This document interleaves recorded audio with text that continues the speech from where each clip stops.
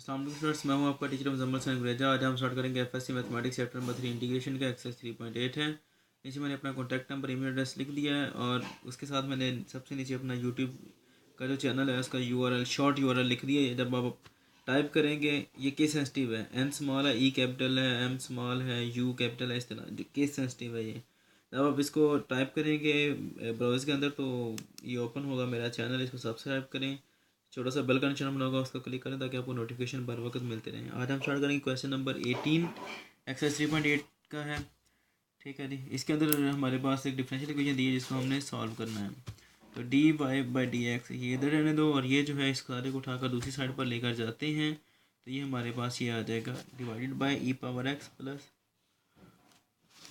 अब ये सारे का सारा एक्स आ रहा है तो हमने सेपरेटिंग वेरिएबल के थ्रू जब इसको सॉल्व करना है तो ये डी एक्स सिर्फ उधर जाएगा, बाकी डी वाई एक साइड पर रह जाएगा। E power x minus e power minus x over e power x plus e power minus x into d x. छोटा सा क्वेश्चन है ये, ठीक है जी। इसको इंटीग्रेट कर देते हैं, d y is equal to integral e power x minus e power minus x over e power x plus e power minus x into d x आ जाता है।